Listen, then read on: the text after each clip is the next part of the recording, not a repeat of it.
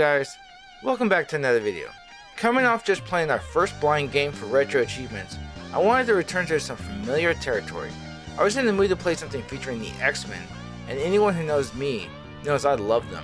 I mean, the first Retro Achievement game I ever did was X-Men for the Sega Genesis. Thinking about what X-Men games I wanted to play, I narrowed it down to 3 games and conducted a poll on my YouTube channel. You guys spoke, and it was pretty clear what you wanted to see next. Spider-Man and the X-Men in Arcade's Revenge is a side-scrolling action game featuring 5 playable characters. Our favorite webhead Spider-Man, the leader of the X-Men, Cyclops, our favorite Canadian mutant with a bad attitude, Wolverine, the African goddess Storm, and finally, the swashbuckling Cajun, Gambit. Also, FYI, I grew up playing the Genesis port. However, only the original Super Nintendo version has a set on Retro Achievements at this time. Now, you guys are probably wondering about the main villain of the game, Arcade. After all, his name is in the title of the game. Arcade is a sadistic hitman who seems to derive pleasure from torturing his victims in an amusement park he set up called Murderworld. His real name is also never revealed in the comics, at least that is what it shows on Marvel.fandom. Spider-Man and the X-Men in Arcade's Revenge was published by LJN.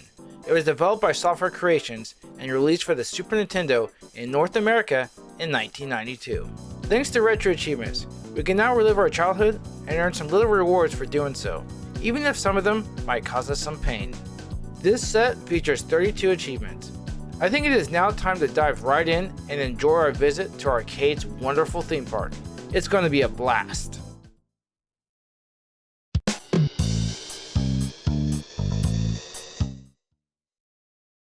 Day 1 is here, and it is time to start a new game. We open up with a little comic panel and dialogue from Spider-Man. Neat touch. Cyclops, Storm, and Wolverine have just been captured. We then witness Gambit being captured by what looks like a garbage truck. Spider-Man is now on a mission to save the X-Men. In the opening level, we play as Spider-Man in the city. We have to go around the city and collect what appears to be bombs. You can only collect them when they are flashing red. I always liked this level as a kid. After we finish collecting all of the bomb items, we finish the level, get an achievement.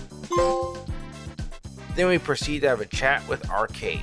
Now the real game begins, and we can select from all 5 characters by pushing the select button.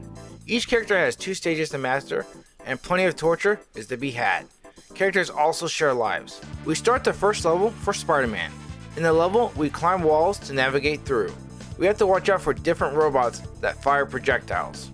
After navigating through the level, we come across a 1-up for Spider-Man and earn an achievement. As we continue to navigate the level, we come across a robot version of Shocker who nearly takes us out. I did smash Spider-Man though. Wait, I take him out and I don't get an achievement?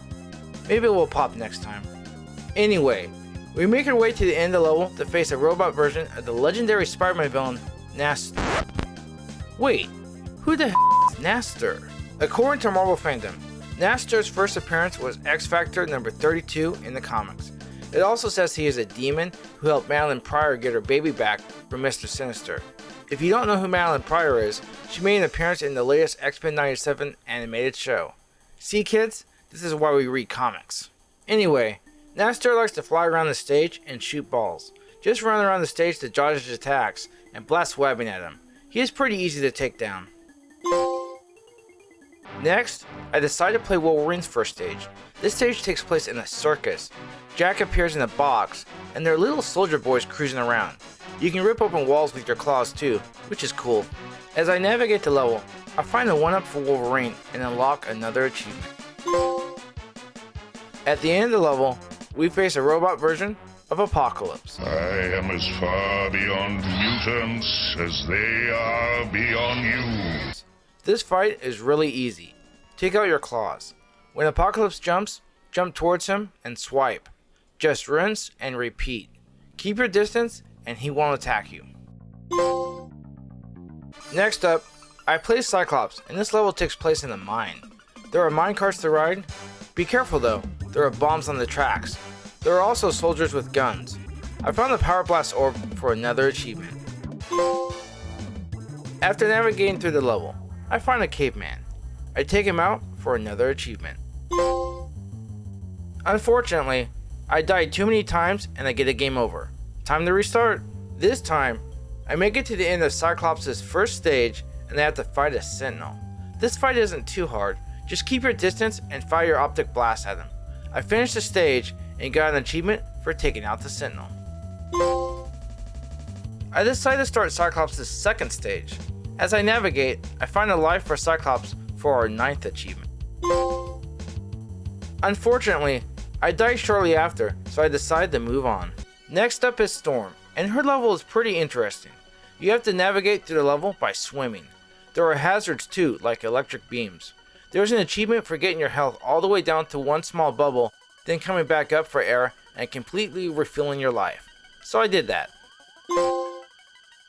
As you navigate the level, you can fire electric bolts to attack. You also have to destroy these capsules to raise the water level. As I make my way through the level, I find a 1-up for Storm. Unfortunately, I died shortly after. I start the level again, and this time I make it to the end of the level. You have to face this spinning yellow-green orb that fires at you. Just stay at the top of the stage to take in air and absorb attacks. Attack it with your bolts and take it out. Next up is Gambit's first stage, and this is one of the toughest stages in the game. There's a giant spike ball rolling at you. On top of that, you're limited with your cards. If you run out, you cannot attack anymore. Killing enemies drops cards, so make sure you collect them. You can also use your special attack where fire surrounds you and wipes out enemies. Be careful, this uses a Joker card and you only start with 2. Use it sparingly. It is best to use it to wipe out yellow blocks and clear a path quickly. Quick note, collecting the letter B restores your cards and health. Collecting the heart restores your health a little. I got a game over, but I came back to try some more. I eventually collect 100 stars for a 1-up. I made it to the boss with little health. The boss is a giant King of Spades playing card. He kills me and I get another game over. I eventually make it back there with more health. To attack him, stand underneath him and throw cards. When he releases his pawns, destroy them and pick up the cards to replenish. The boss gets faster as his health diminishes. With enough practice, you'll take it down. I beat the boss for another achievement. I decided to try Gambit's second stage. This is an auto-scroll level where you scroll the level vertically. There is a conveyor belt below you that continually moves up. I got pretty good at this level and made it to the Black Queen at the end multiple times. Unfortunately, I could not take her down and I eventually got a game over. After a break, I decided to play Spider-Man's first stage again. This time, I found the Shocker robot. Very painful or sorta painful? And I took him out again. Guess what? My Chivo popped this time. I played some of Spider-Man's stage 2, but I could not beat the stage. Bummer. Well, that does it for day 1. We got 15 out of 32 achievements, which is nearly half of the set. Things are about to get tougher though. Let's make sure we pay attention to our Spidey sense as we swing into day 2.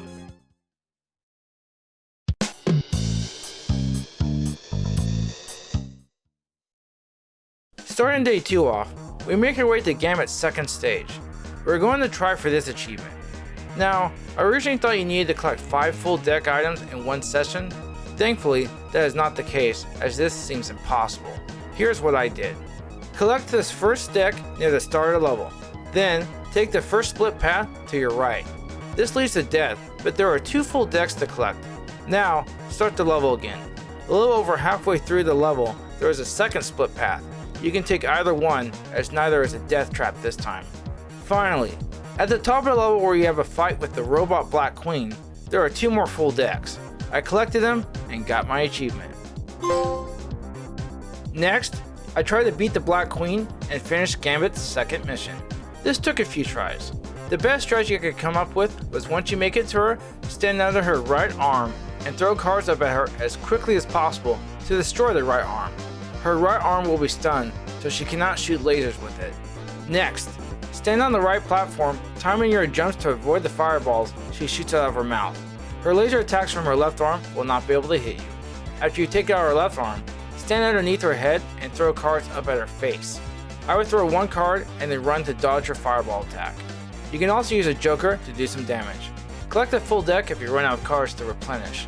I took her down for an achievement.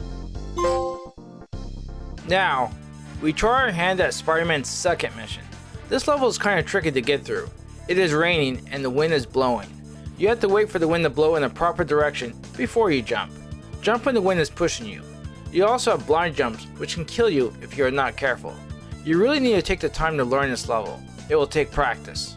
Making it to the end of the level, we have two bosses to face at the same time: Carnage and Rhino. This fight was actually easier in the Genesis version. You could get Carnage locked in the right corner and spam webbing at him to take him out. First off, we have to take Carnage down. He is bouncing around the stage, so it's hard to attack him.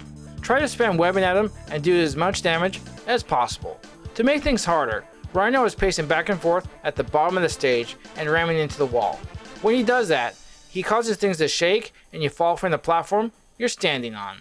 I took Carnage down with little health remaining for an achievement. Now, we can focus on Rhino, and thankfully he is much easier to deal with. We just have to exercise patience. Stand on the platform, and when he charges by, swing into him. This is the only way to damage him. Rinse and repeat. It takes a little time, but you'll take the loser down. Next up, we venture to Cyclops' second mission. We continue in the mine, but the jumps this time around are much harder. You have to be careful and time your jumps properly so you don't land on the rail and die. There are still cavemen and men with guns to take out. You also have random sphere-like robots that pop up randomly and shoot at you. On top of that, there are soldiers in these little planes that fly by and drop grenades. I destroy a minecart right here to replenish health and unlock another achievement. At the end of the level, we have a date with the boss of the level, Master Mold. Silence! Mutants. I always loved this fight as a kid. Master Mold has multiple attacks you have to avoid. He shoots missiles, he shoots fireballs, and he shoots this green thing. Do your best to avoid his attacks. Stand on the ground and attack him with your optic blast. You'll take out his arm first, then you'll destroy his head. Continue to attack his body to take him out. Now it is time for Storm's second mission, and it really is similar to her first mission. We are still underwater and we need to come up for air. There is a new enemy too, a green thing that shoots at you. Navigating this level is harder and you have to be more cautious and take your time. It is easy to run out of air and die. At the end of the stage, we come across this giant glass machine, I guess you could call it. You have to shoot each part with an electric bolt attack as it lights up to destroy it. If you go to your right and down, you'll find some air bubbles to replenish health, which is vital. After you destroy all the glass parts, you destroy the machine. As I start Wolverine's first stage, I have around 935,000 points. As I make my way to Apocalypse, I have around 949,000 points.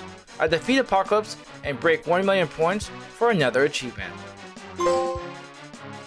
Now, I have to fight a robot version of the Juggernaut, and unfortunately, he kills all of my lives. I'm the Juggernaut! So, I start a new game and I get back there. The fight with Juggernaut is a tricky one.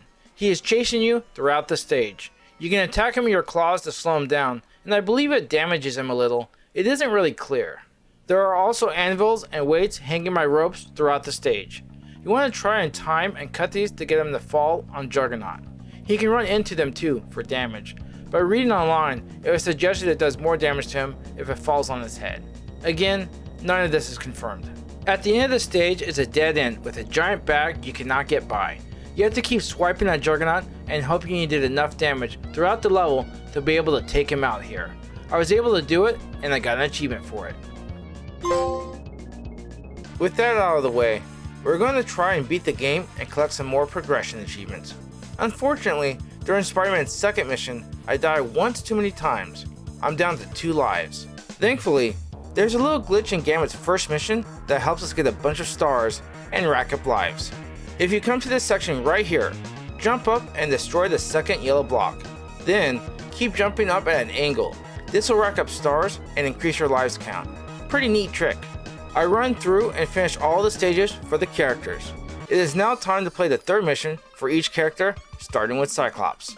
Cyclops' third mission is pretty straightforward. Shoot the soldiers with your optic blast and make your way to the end of the stage. Next up is Wolverine's third mission, and it is also pretty easy. I can't use my claws here for an achievement. That wasn't much of a restriction though.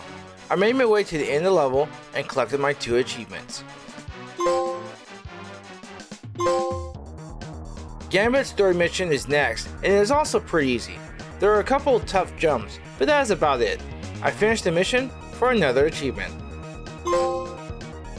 Storm's third mission is actually a little challenging. She jumps way too high, and I had a difficult time avoiding enemies.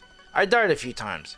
At the end of the stage, you want to use your whirlwind attack to take out the soldiers and clear the way for yourself. Now, we have Spider-Man and his third mission, and it is fairly easy too. I drop down this pit and prepare for the final fight with Robot Arcade. This fight is kinda tough. I died once. Cyclops and Wolverine are on the left part of the stage to help you attack. Storm and Gambit are on the right. During the first 2 phases, you want to attack the head. Stay on the upper portion of the stage. It seems to be best. The third phase, he is small, and you can just rapid fire your web attack. The final phase, robot versions of Arcade pop out and they attack with guns. The best way I found to take them out was to swing into them. I took them all out and beat the game. That does it for day 2. We got 15 more achievements, putting us at a total of 30. We have 2 left to go. We have to beat Juggernaut damageless, and we have to beat the entire game deathless. It is not going to be easy. I'm Juggernaut!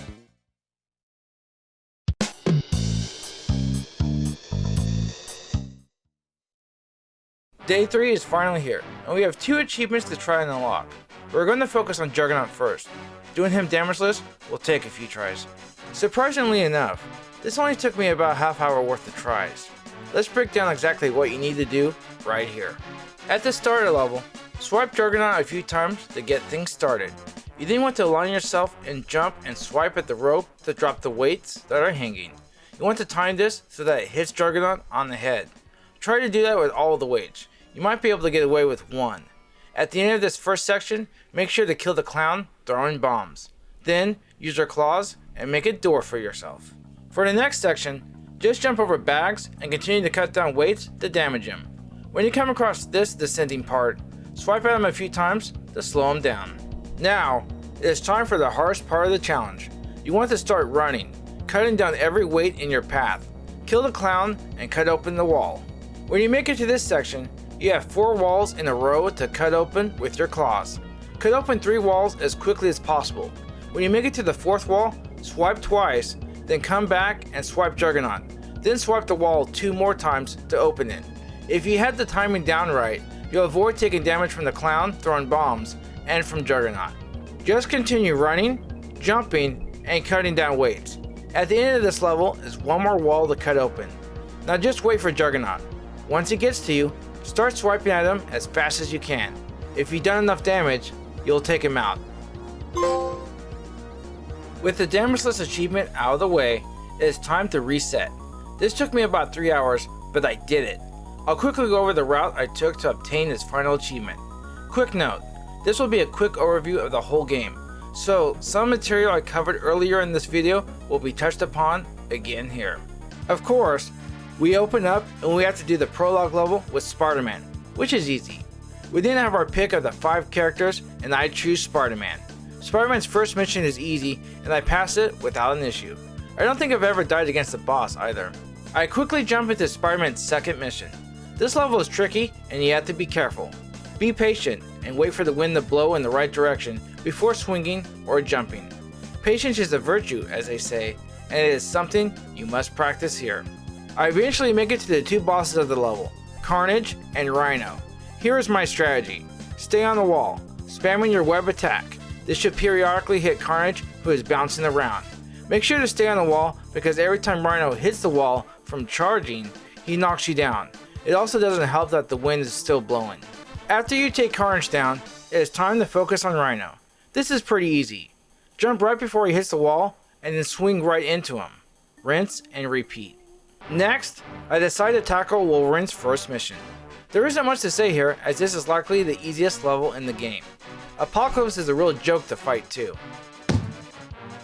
I quickly jump into Wolverine's second mission and decide to take Juggernaut out. Not much to say here, I already broke this fight down. We then start Cyclops' first mission. This is one of my favorites, but you have to be careful, especially for the bombs on the rails, which will take you out with one hit. The Sentinel fight at the end is easy. Cyclops' second mission can be more challenging, primarily because of the jumps. They can be hard to pull off. Some of them are blind too. I had to pace myself through the level and take my time. The Master Mold fight at the end of the level is one of my favorites in the game. It just takes practice to get the rhythm down and avoid his attacks while you attack him with your optic blast. I then chose to tackle Gambit's missions. His first mission can be hard until you get it down. It really comes down to knowing what is coming up and where all the enemies are at, which just comes with familiarizing yourself with the level through repeated play. The boss fight against the King of Spades card is also pretty easy. Throw a bunch of cards at him. Take out the little enemies and refill on your cards when they drop them. Use the Joker at the end to finish them off.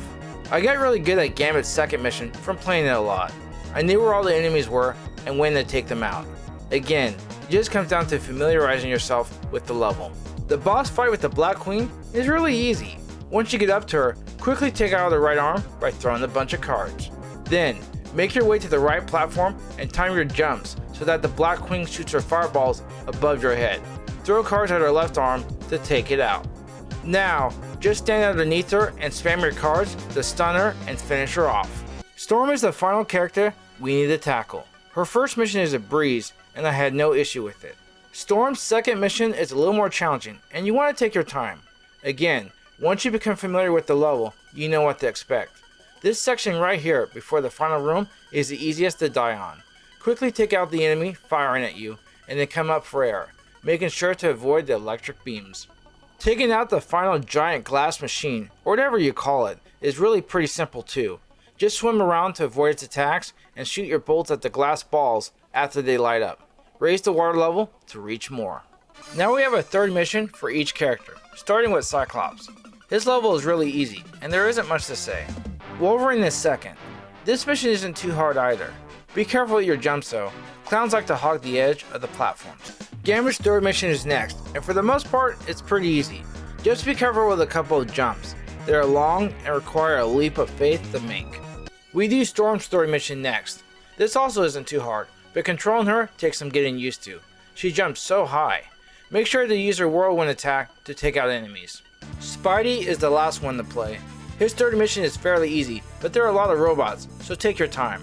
We make it to the end of the level and prepare for the final fight with Arcade. Arcade can be tough if you are not careful. During the first couple of phases, I hung out on the right wall where Gambit and Storm are. I blasted my weapon at him, and then I got on the wall to avoid his attacks. During the third phase, Arcade is small and is moving back and forth on the ground. I just tried to pick my moments to attack and jumped on the wall to try and avoid his attacks. The final phase, a bunch of robot arcades jump out and they all have guns. This is tricky as they are jumping around. I tried swinging at them to take them out, but sometimes my timing was off. I also shot webbing at them. I took the last one out with one hit left on my life bar. Clutch. I took down Arcade and mastered the game.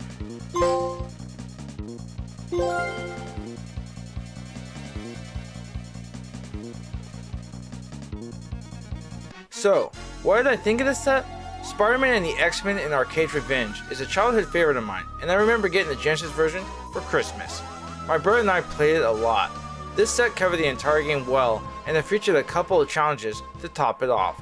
The damageless fight with Juggernaut, and the ultimate challenge with finishing the game deathless.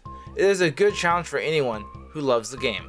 If you enjoyed this video and would like to support me, please consider dropping a like, subscribing to the channel, or leaving a comment on the video. It would be greatly appreciated. What game shall we tackle next? That's something I'll have to think about.